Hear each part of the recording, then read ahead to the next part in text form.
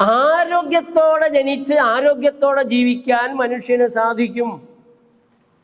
ആരോഗ്യ നിയമങ്ങൾ തെറ്റിച്ചു കഴിഞ്ഞാലേ രോഗം ഉണ്ടാകത്തുള്ളൂ.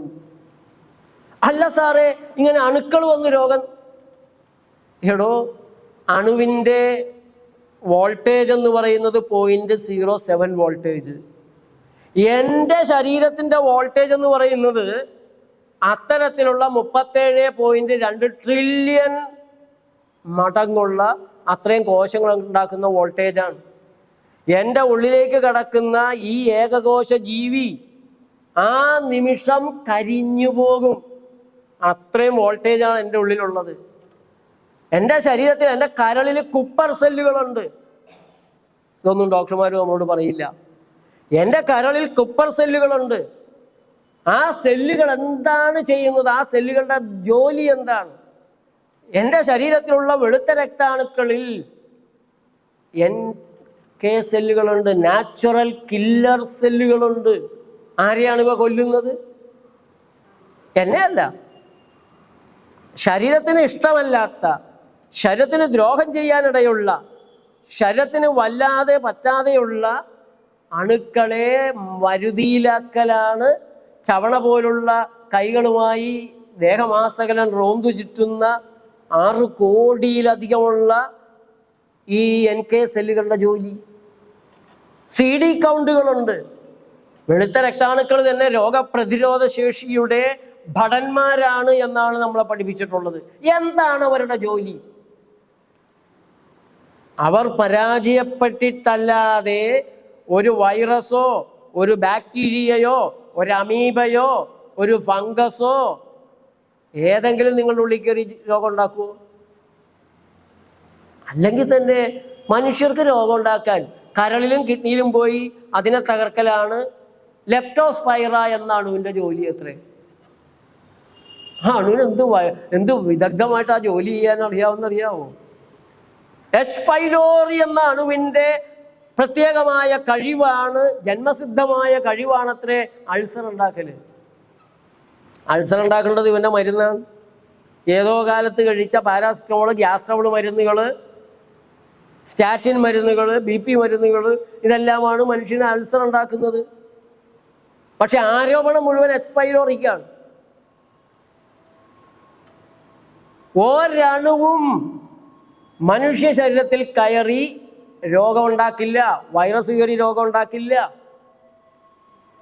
പക്ഷേ നിങ്ങളുടെ ശരീരം കുപ്പത്തൊട്ടിയിലെ വെള്ളം പോലെയാണെങ്കിൽ, നിങ്ങളുടെ ശരീരത്തിലെ രക്തമജ്ജ മാംസാദികൾ ചാലക്കമ്പോളത്തിലെ കാനയിലെ വെള്ളം പോലെ അഴുക്ക് പിടിച്ച് കുഴമ്പ് പോലെയാണെങ്കിൽ, ശരീരത്തിലുള്ള കോടിക്കണക്കിന് അണുക്കൾ രൂപമാറ്റം വന്ന് അനാരോഗ്യം ബാധിച്ച് അവർ രോഗികളാകും. ആ ദുരവസ്ഥയിൽ ആ ശരീരത്തിൽ നിരവധി തരത്തിലുള്ള പ്രതിസന്ധികൾ ഉണ്ടാകും, പ്രയാസം ഉണ്ടാകും. അതിനെയെല്ലാം ഈ അണുക്കൾ ഉണ്ടാക്കിയതാണ് എന്ന് പറയുന്നത് തെറ്റാണ്. അണുക്കൾ സെക്കൻഡറി കോസാണ്, പ്രൈമറി കോസ് അല്ല. രോഗത്തിൻ്റെ അടിസ്ഥാന കാരണമല്ല. അഴുക്കാണ്, വിഷവൽക്കരണമാണ്, പോഷക ദാരിദ്ര്യമാണ്. അവിടെയാണ് രോഗം ഒന്നേ ഉള്ളൂ, ഒറ്റ രോഗമേ ഉള്ളൂ. എന്താണ് രോഗം? എന്താ രോഗം? അനാരോഗ്യം. ഒന്നുകിൽ നിങ്ങൾക്ക് ആരോഗ്യമുണ്ട്, അല്ലെങ്കിൽ ഇല്ല. ഈ 2 അവസ്ഥകളല്ലാതെ വെളിച്ചമുണ്ട്, ഇരുട്ടുമുണ്ട്. ഇരുട്ടെന്താണ്? വെളിച്ചത്തിൻ്റെ അഭാവമാണ് ഇരുട്ട്. ഇരുട്ടിൻ്റെ നേരെ എന്ത് യുദ്ധം നടത്തിയിട്ട് എന്ത് കാര്യം? ഒരു വിളക്ക് കൊടുത്ത്, അല്ല എങ്കിൽ ഈ ഏക്ലച്ചലോ ഏക്ലച്ച് ആ ഒരു പാട്ടുണ്ടല്ലോ, ആ പാട്ട് പോലെ അതിൽ ഒരു വരി ഇതാണ്: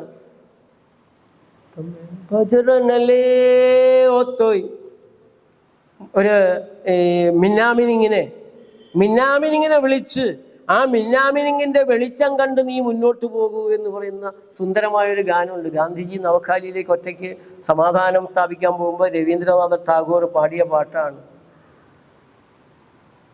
एकला चलो एकला चलो एकला चलो एकला चलो एकला चलो रे যদি তোর ঠাক শুনে কেউ না আসে তবে একলা চলো রে. രസകരമായൊരു പാട്ടാണ്.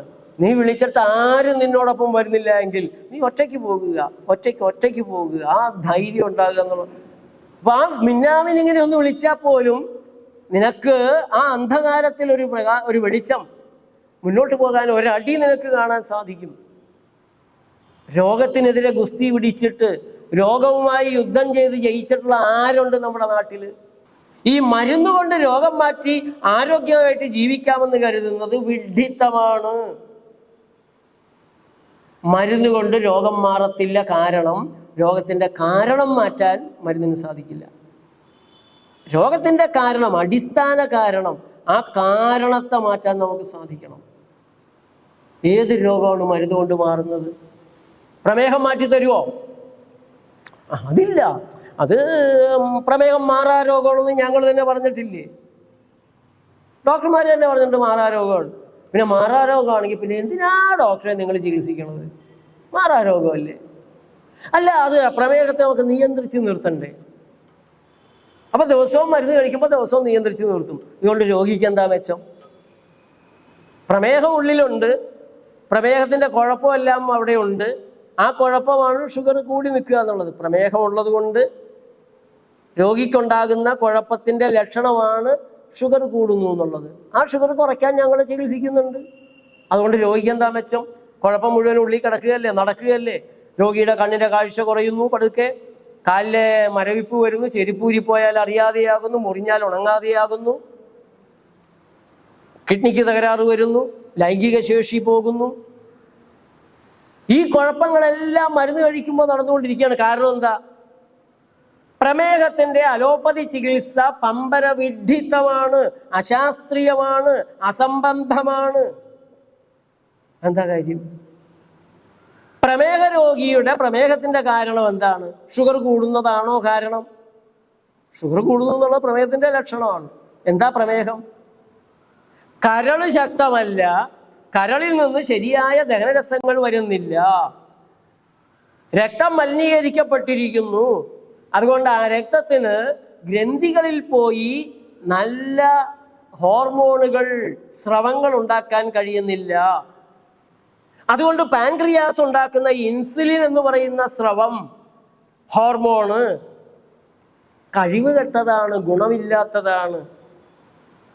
പാൻക്രിയാസും വീക്കാണ്, കരളും വീക്കാണ്, പാൻക്രിയാസും വീക്കാണ്, രക്തവും ദുഷിച്ചതാണ്. അതുകൊണ്ട് ഇൻസുലിനും ദുഷിച്ചതേ ഉണ്ടാകുന്നുള്ളൂ. പാൻക്രിയാസിൽ നിന്നുണ്ടാകുന്ന പ്രോഡക്റ്റാണ് ഇൻസുലിൻ.